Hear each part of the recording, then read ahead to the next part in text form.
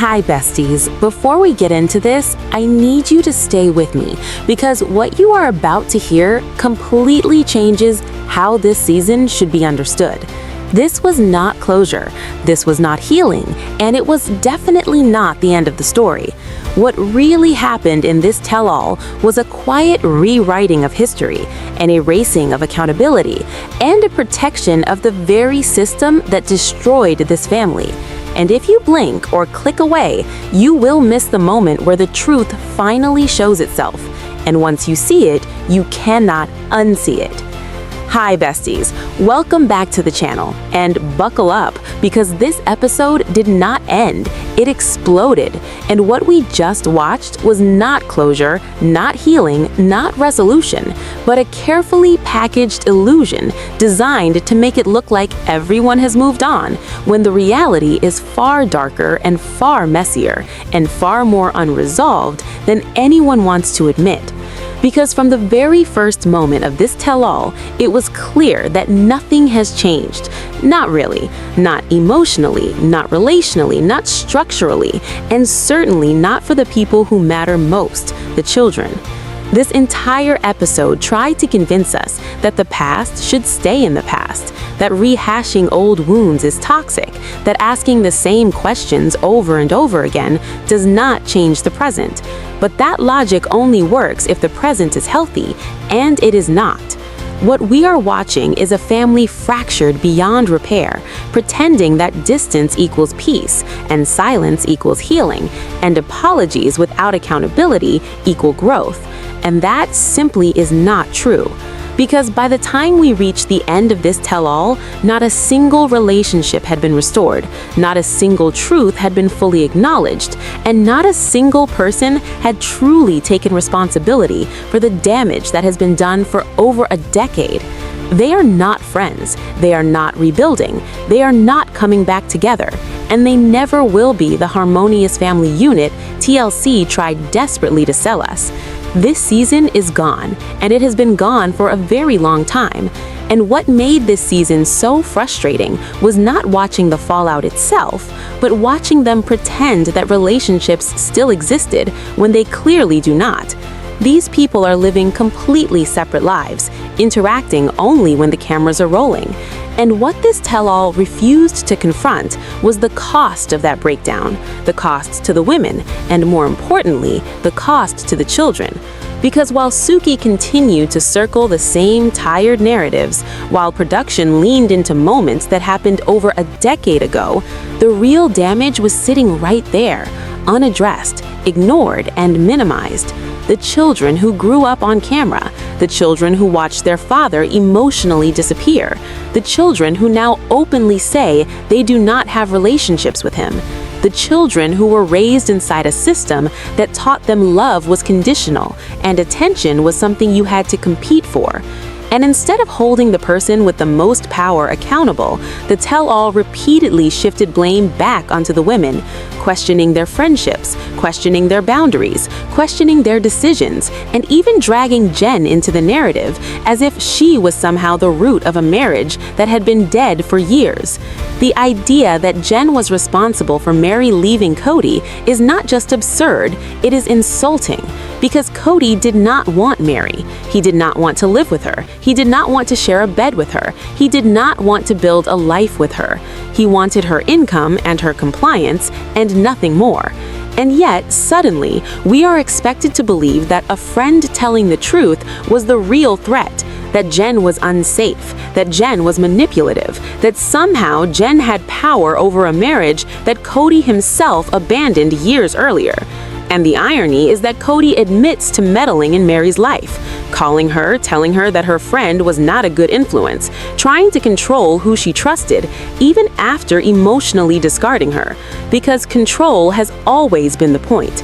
And that is where this episode unintentionally revealed the truth, that Cody still believes he has authority over these women, that he still believes he gets to decide who is acceptable in their lives, that he still believes he is the center around which everything should orbit.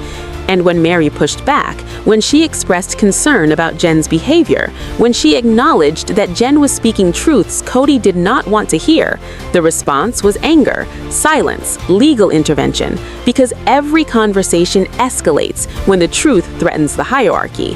And this pattern is not new. It is systemic, it is ingrained, and it is why nothing has been resolved, because resolution requires dismantling the system itself, and that is the one thing this show refuses to do. Instead, we get recycled storylines, the catfishing revisited yet again, Mary's darkest time dragged back into the light for the 18,000th time, because that moment is the last point in history where Kody and Robyn could pretend that Mary had anything resembling a connection, and without it, there is nothing left to reference. No shared memories, no shared intimacy, no shared life beyond filming schedules and production calls. The catfishing happened after the marriage was functionally over. It was not an affair, it was manipulation and coercion and fear. And yet it continues to be weaponized as a moral failing because it is easier to blame Mary than to admit that polygamy created an environment where emotional neglect made her vulnerable in the first place. And while Robyn now casually admits that she was involved, that she was feeding information to Kody, that she framed the marriage license and put it on her wall, that she inserted herself into relationships that were not hers, the accountability stops there. No deeper examination, no acknowledgement of harm, just surface-level admissions that change nothing. And then there is Janelle, presenting calm, detached, agreeable, insisting she does not need apologies, insisting she believes Kody was sincere, insisting everything is fine. And yet the contradictions are impossible to ignore, because this is the same woman who for years was okay with Mary receiving less land, less resources, less consideration. The same woman who, as the family bookkeeper, did not advocate for fairness when it mattered. The same woman who allegedly cut ties with Jen under questionable circumstances that do not align with the facts, because Jen has no incentive to lie. And yet, suddenly the narrative shifts to protect the image now that finances are settled and distance has been created. And this is where the illusion of moving on becomes most dangerous, because moving on without accountability does not erase harm, it simply buries it. And the show expects us to believe that because people are geographically separated, emotionally detached, and publicly polite, that healing has occurred. But healing requires truth, and truth requires discomfort, and this tell-all avoided discomfort at all costs. And nowhere was that avoidance more glaring than in the complete silence around Kody's relationship with his children. Because how do you discuss the collapse of a family without discussing the children? How do you analyze accountability without addressing the fact that he has no relationship with a minor child who is still legally his daughter? Truly lives in another state, has no meaningful connection to her father, and yet there was no questioning, no challenge, no shame, no expectation placed on him to explain how that happened or what responsibility he holds, because the show continues to protect the patriarch even as the evidence of harm becomes undeniable. And that protection extends to the ideology itself, because the root cause of every conflict, every fracture, every betrayal, every competition, every emotional wound traces back to the same source: polygamy. Why did the women fight? Polygamy. Why were they pitted against each other? Polygamy. Why was money a constant source of conflict? Polygamy. Why were the children neglected? Polygamy. Why does Kody believe he is entitled to obedience, respect, and forgiveness without change? Polygamy. And yet the show treats these issues as isolated incidents rather than symptoms of a system that prioritizes male authority over female autonomy. And that is why Christine's voice matters so much, because she has begun to name the truth, openly acknowledging the abuse, acknowledging the crimes, acknowledging the generational trauma, acknowledging that this was never just a dysfunctional family, but participation in a harmful system that has destroyed lives. And when she speaks those truths, they are downplayed, dismissed, or reframed as bitterness, while the men remain unchallenged. And even David becomes a target for criticism, not because he is harmful, but because he refuses to romanticize polygamy. And that refusal threatens the narrative, because if viewers accept that polygamy itself is the problem, then the entire premise of the show collapses. And that is the tension at the heart of this tell-all, a desperate attempt to close the chapter without addressing the story, because addressing it would require admitting that the harm was not accidental, it was structural, intentional, and predictable. And as long as that truth remains unspoken, the cycle continues. Silence masquerades as peace, distance masquerades as healing, and apologies without accountability masquerade as closure. And that is why this episode felt empty, because beneath all the words, beneath all the tears, beneath all the carefully curated sound bites, nothing actually changed. And that is the most unsettling part of all. Because when nothing changes, the damage does not disappear. It just continues, quietly, off camera. And this is only the beginning. And this is where the illusion truly falls apart. Because when you strip away the couches and the lighting and the rehearsed calm, what remains is a family still operating under the same unspoken rules that broke them in the first place. Rules that reward silence, punish dissent, and elevate the man at the center while everyone else absorbs the fallout. And that is why the insistence that everyone just wants to move on feels so hollow.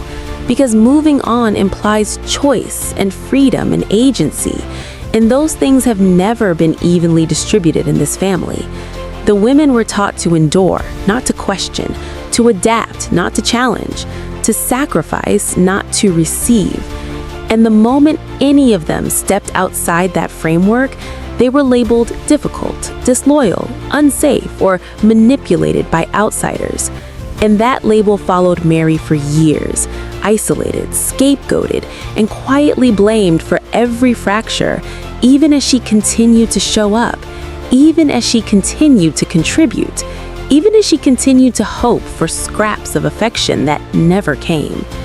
And when Jen entered her life as a friend, someone who listened, someone who validated, someone who was not invested in protecting the family image, she became an immediate threat. Not because she did anything wrong, but because she saw clearly and spoke plainly. And clarity is dangerous in systems built on confusion and fear. Cody calling Jen unsafe was never about concern. It was about control.